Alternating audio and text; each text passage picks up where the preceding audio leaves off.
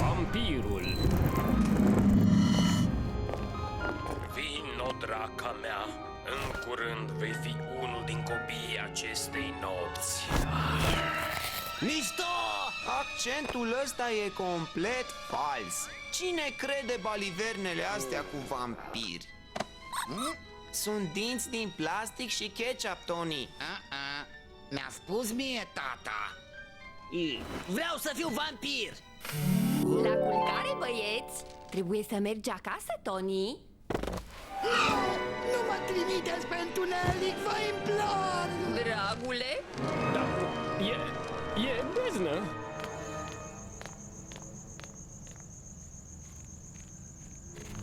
Mulțumesc! Salut!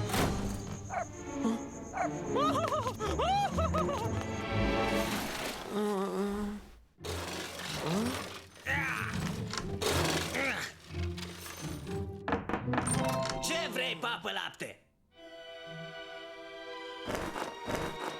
Wayne, nu pot să exersez mai încet. Nu!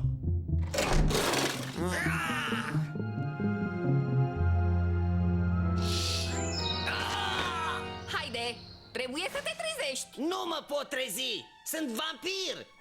Și apoi e sâmbătă! Wayne, m-ai ținut treaz toată noaptea cu urletele tale. Scuză-mă, te rog, pentru că nu sunt fetiță! Sunt vampir! Vreau sânge!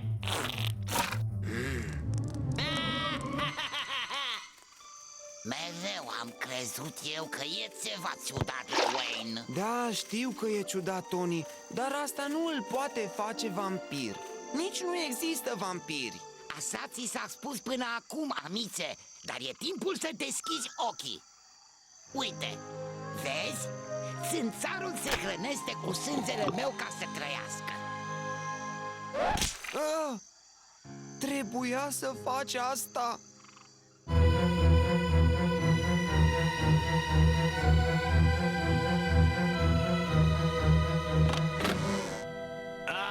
Draga mea, ești rece ca un mormânt. Nu e deloc palpitant. Vreau ceva cu mai multă viață. Chiar și tu, amicul meu drag, te hrănesc cu sângele portocalei.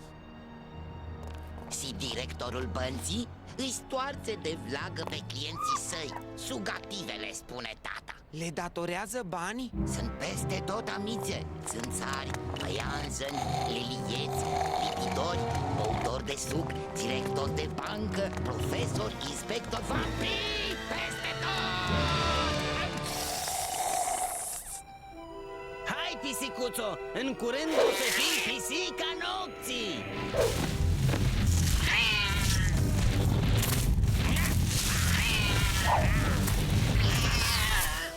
Sângele a fost băut. Acum pregătirea mea de vampir e completă. E semnul pisicii. Să nu spui că nu te-am prevenit. Wayne, dragule, aș vrea să nu porți perdelele la masă. Nu sunt perdele, e capa mea. Și vreau să-mi schimb numele în Contele Cramula. Dar e un nume străin. Wayne, culcă-te imediat. Dar nu pot dormi, mami, iar am insomnie. Trebuie să dormi puțin, Wayne. Ești treaz de 2 nopți la rând, iar mâine mergi la școală.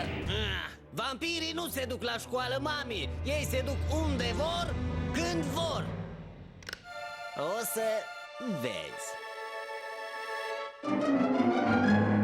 Wayne Crump, dă-te jos din cuier imediat și dă jos perdelele alea de pe tine.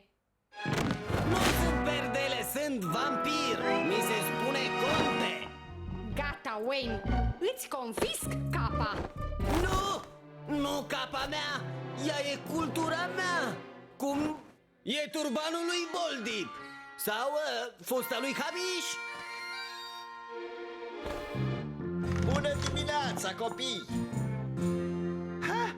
Îl agresezi cumva pe copil? Oh, poate, dar Wayne Crump insistă că e vampir, domnule Pretty. Un transilvanean extraordinar! La școala asta acceptăm diversitatea culturală în toate formele sale.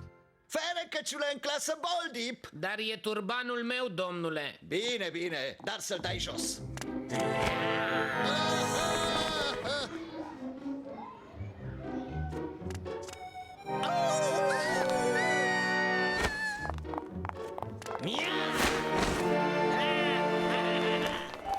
Sperie-mă pe mine, conte Wayne! Sperie-mă pe mine!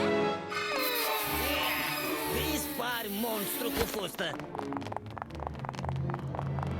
Domnișoară Hissy, Wayne îi sperie iar pe copii.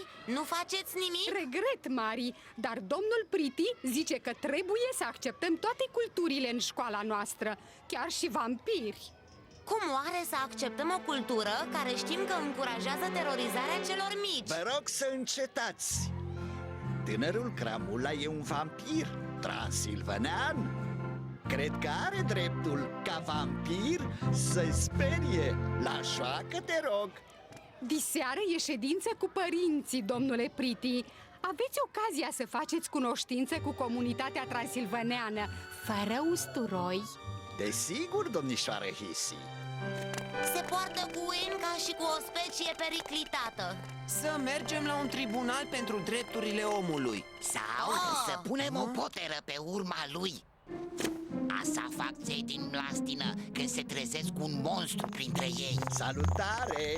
Bună seara! Distracție plăcută! Domnul și doamna Cramula! Willkommen! Bienvenue! Bun venit! E destul de întuneric pentru dumneavoastră. Prieteni, copii ai școlii, un monstru se află printre noi. I-a speriat pe cei mici și a terorizat femeile. A fost prins deranjând vitele și poartă semnul pisicii. Trebuie să fie doborât! Nu mă prindeți voi pe mine, blegilor! Eu mă ascund în noapte! Au! Am cel mai profund respect pentru tradițiile dumneavoastră. Serios? Oh, da! Nu doriți să pregătim o mâncare specială pentru Wayne? Sau să-i spunem conte ce îi place să muște? Că s-a transformat într-un liliac. Uite, gumă! Sau excremente de liliac. Pentru ultima dată, numele nostru nu este Cramula, iar fiul nostru nu este și nu a fost vampir. Eu n-am spus că e. Domnișoara Hissy a spus. Ea duce chestia asta cu tradiția cam departe. Nu eu. Ai întrecut măsura, Wayne. Renunță, recunoaște, nu ești vampir adevărat. Ba, sunt adevărat, fetițo. E al meu. Bumbac 100%. E scump. Îți place? Dacă ești un conte deștept, poți dovedi foarte ușor că ești vampir. Da? Da, cu o simplă mușcătură pe gâtul meu. Vampirii adevărați așa fac. Nici gând, e scârbos. Păi, dacă nu mă muști tu pe mine?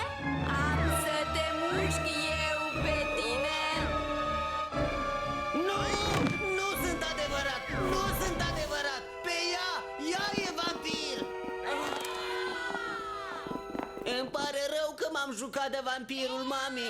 A fost ideea lui Wendy. Sanctuar!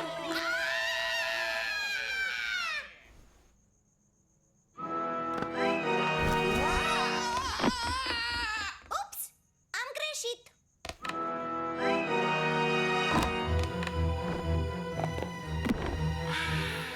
Dragul meu, un singur sărut și vei fi al meu în veacul vecilor. Vezi, Lucian? Nu e nimic acolo. Absolut nimic. E scârbos, e umed, e lipicios. Șterge-l, șterge-l. 30, Mirină Zdrăvani. 35, 36. Hă? Hă? Ce cauți aici, Tony? Caut haine de-alea frumoase. Pot să cauți în baie? Vreau niște parfum frumos mirositor. Ce înseamnă toate astea, Tony? O să mă însor! Te însori? Oh! Oh!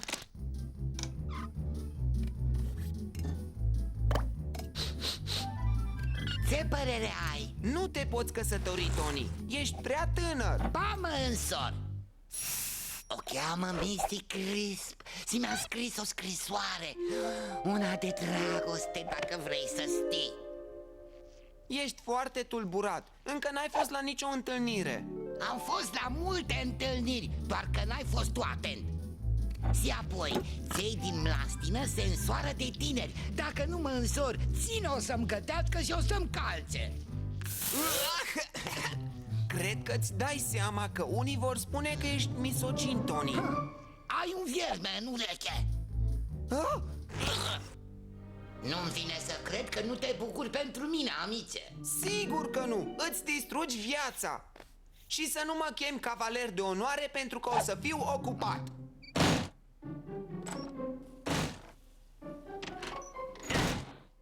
Uși trântite, distracție cu furie. Ce este, pămpălăilor? Nimic. Deci faptul că eu mă însor nu e nimic.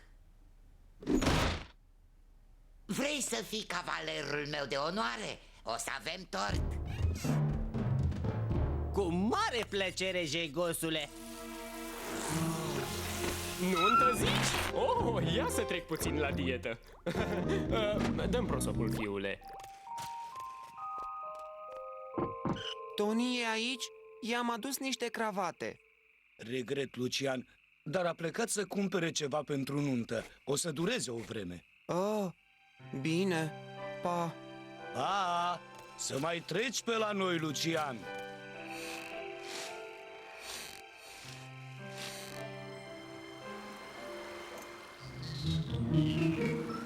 Tony? N-am știut că tu și Tony sunteți prieteni atât de buni, Wayne. Nu suntem, nu-mi place tipul. Ai, iurea!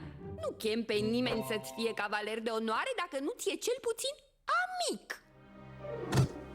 Vreau un tort întreg ca să port costumul ăsta. Nicio problemă, îl vei primi. Gata, gata, Wayne. E Wendy. În calitate de organizator oficial al nunții, e datoria mea să aleg costumul cavalerului de onoare. Cine te-a pus organizator? Eu m-am pus. Tony știe de asta? Încă nu. Dacă cooperezi, Wayne, o să-ți fac un tort atât de mare de o să ai nevoie de un topor ca să treci de glazură. Glazură? Topor? Ce mișto! Vă rog, vreau 2 din aceste costume Gigolo Junior. Cum de fetița noastră nu trebuie să încerce un costum? Ce? Unde-i fetița? Action Guy sau detectivul Dave? Detectivul Dave e mai bine îmbrăcat. Și e mult mai scump.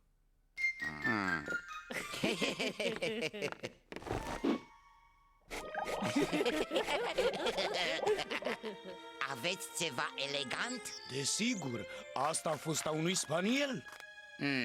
E elegantă, dar vreau ceva mai spațios pentru când vor veni ăia miții. Care ăia micii? Au! Cine vrea să locuiască în așa ceva? Alo? Missy Crisp? Vreau să-ți spun ceva despre logodnicul tău, Tony. E mic, foarte mic. Îi se spune băiatul crevete, pa! Și acum pune inelul pe degetul miresei. Nu mirele trebuie să facă asta. E o nuntă modernă, Wayne. Așa că... Dacă mă vrei pe mine, spune ce. Ce? Suntem soț-soție. Dar nu se spune ce. Trebuie să spui da. Și trebuie să ai și martori. Nu se pune bleagă. O să cioplesc osul ăsta în 2 inimioare. Nici nu o să-ți dai seama că aici a stat un câine.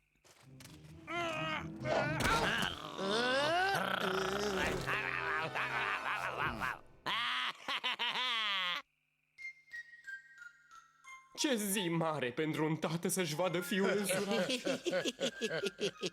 Nu cred că va avea loc nicio nuntă, tată. Cum așa? Nu știu. Dar am slăbit deja 1 kilogram. Tony, a sosit Missy. Nici măcar nu mă pot uita. E într-adevăr mică. E foarte mică. Ignoră-l, Missy. Este doar misozinul despre care ți-am vorbit. El e cavalerul meu de onoare, Wayne. Mă rog. O fia mică, dar... are bagaje foarte mari. Așa, Wayne. Citește ce scrie pe felicitare.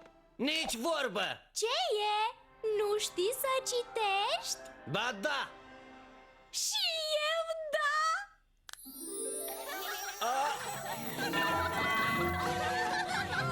Au auzit totul! Nu se pune. Nu se pune. Trebuie să fie un preot.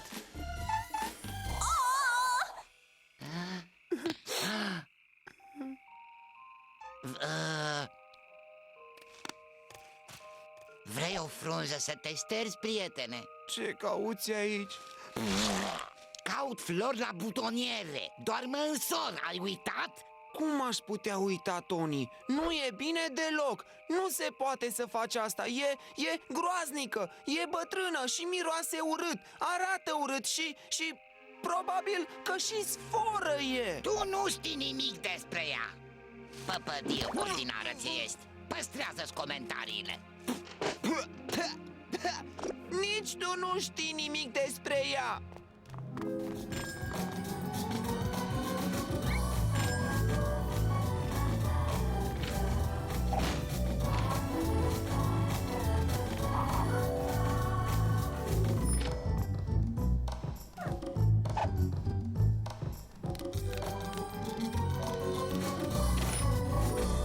Eu și Wayne ne căsătorim în mare secret. Ce romantic! Wayne pare un băiat de treabă, mult mai bun ca nătăflețul ăsta. Sunt fericită. Știam eu că ceva nu e în regulă cu ea.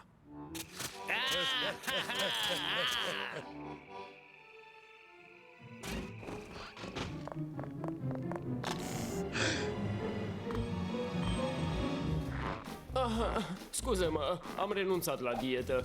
Dar Lucian mi-a spus că s-a anulat nunta. Nu-mi vine să cred că Lucian va arăta tocmai nunta prietenului său. Da, eu îl urăsc pe Tony și tot mă duc. O să fie tort.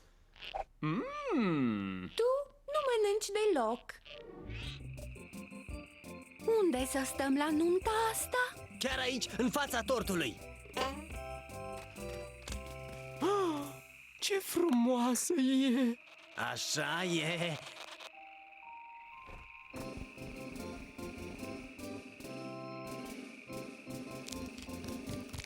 E un tip pe tortul meu. O să-l murdărească tot. O să scapi inelul dacă nu ești atent. De ce nu-l pui pe degetul meu ca să fie în loc sigur? Dacă e cineva aici de față care cunoaște vreun impediment pentru care Tony și Missy nu pot fi soț și soție... Știu eu! Stau pe tortul meu!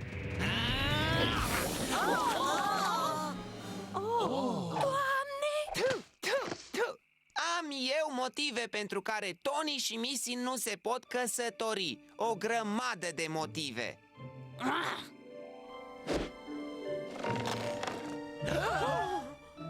Gata, puteți ieși acum. Suntem Mulțumesc, amițe! Vă sfătuiesc să fiți mai atenți cu cine se căsătorește fiul dumneavoastră data viitoare. Sunt sigur că Missy Crisp ar fi colecționat soți mititei mult și bine dacă nu era băiatul ăsta viteaz. Au dublat în limba română actorii Pavel Sârghi, Paul Zurbă, Rin Tripa, Anca Sigmirean, Iona Brudan, Ileana Iurciuc, Richard Balint, Marlena Prigoreanu, Ion Ruscuț. Traducerea și adaptarea Marcel Negrău. Regia Alexandru Rusu și Ion Ruscuț. Dublajul a fost realizat de Zone Studio Oradea.